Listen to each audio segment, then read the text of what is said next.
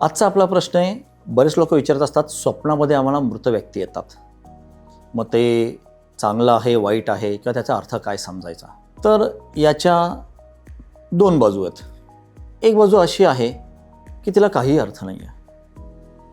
आपल्या सबकॉन्शियस माइंडमध्ये काही memory set झालेल्या असतात, काही आठवणी जमा झालेल्या असतात आणि कधीतरी ज्यावेळी आपण झोपेत असतो आपलं सबकॉन्शियस माइंड सगळ्या गोष्टींना रिकलेक्ट करत असतं.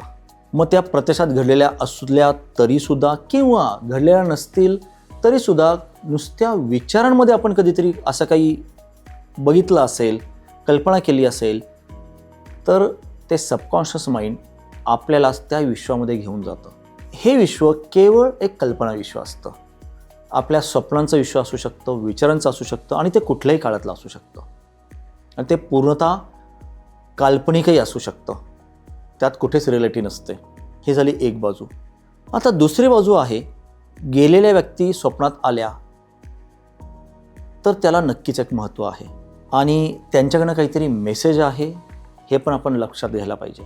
कारण ज्यावेळी व्यक्ती देह सोडून पुढच्या प्रवासाला निघते, म्हणजे तो आत्मा पुढच्या प्रवासाला निघतो, तर जसं आपण इथे आपलं एक आयुष्य काढत आहोत जन्मापासून आत्तापर्यंत, इथून पुढे जे काय जाईल ते, तर तसाच शरीर सोडल्यानंतर आत्म्याचा एक वेगळा प्रवास असतो. अर्थात त्या प्रवासाचं जे काही विश्लेषण ते आपण नंतर कुठल्या तरी एखाद्या सेशनमध्ये किंवा पॉडकास्टमध्ये करू सेपरेटली, कारण तो विषय खूप गहन आहे आणि मोठाही आहे. पण ज्यावेळी ते आत्मे काही प्रवासात असतील आणि त्यावेळी जर त्यांना काही अडथळा उत्पन्न झाला, अडचण आली, तर ती अडचण दूर करण्यासाठी काहीतरी प्रोसेस, रिच्युअल्स किंवा काही पूजाविधी ह्या आपल्याला करायच्या असतात. अर्थात ह्याच्यामागे कुठली अंधश्रद्धा नसून हे कम्प्लीट एनर्जी सायन्स आहे. आणि बरेच लोक म्हणतात की इथं काय ते पिंडदान देऊन, घास देऊन त्या आत्मा कुठे काय असेल त्याला मिळणार, ह्याचं काय कसं काय हे खरं खोटं वगैरे. पण नंतरच्या कुठल्या तरी एखाद्या सेशनमध्ये किंवा पॉडकास्टमध्ये मी त्याचं एक्सप्लेनेशन देईन. पण त्याच्यामागे एक एनर्जी सायन्स आहे हे तुम्ही लक्षात घ्या.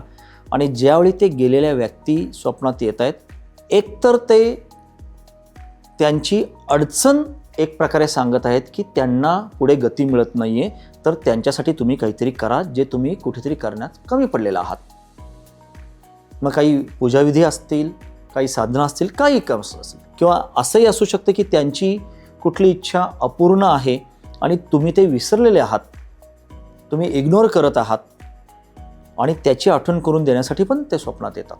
अजून त्याचा एक अर्थ असा होतो, तुम्हाला ते मार्गदर्शन करण्यासाठी येतात, तुम्हाला काहीतरी इशारा करण्यासाठी येतात की जर तुमच्या आयुष्यात काही समस्या चालू आहे तर त्या समस्येतून बाहेर कसं पडायला पाहिजे, याचंही मार्गदर्शन ते स्वप्नांच्या मार्फत देण्याचा प्रयत्न करतात.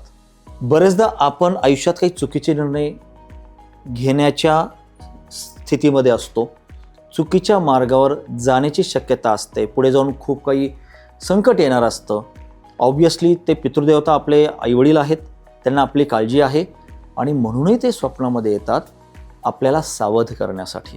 की तो एक इशारा आहे की आपण काहीतरी नकळतपणे चुकतोय, चुकीचा निर्णय घेतोय, चुकीचं कर्म घडतंय, पुढे जाऊन काहीतरी संकट येऊ शकतंय आणि त्यापासून आपण वेळीच सावध होऊन योग्य ती कृती करणं गरजेचं आहे, योग्य तो बदल, सुधार करणं गरजेचं आहे. तर एकंदरीत जर मृत व्यक्ती स्वप्नात आल्यानंतर घाबरायचं काही कारण नाही.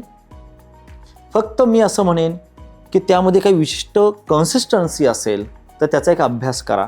काही त्याचा एक पॅटर्न आहे का, विशिष्ट वेळीच त्या स्वप्नात येतात का, विशिष्ट पद्धतीमध्येच विशिष्ट अटायरमध्ये स्वप्नात येतात का, बरं एखादा विशिष्ट मेसेजेस तुम्हाला प्रत्येक वेळी सांगत आहेत का ते. तर ह्या सगळ्या गोष्टींचा तुम्ही एक अभ्यास करा आणि तुम्हाला त्यांचा मेसेज नक्की मिळेल. आणि जर मिळत नसेल आणि अशा गोष्टी घडत असतील तर आम्हाला संपर्क करा. मी आणि आमची टीम तुम्हाला नक्कीच त्यावर मार्गदर्शन करण्यासाठी सदैव तत्पर राहू.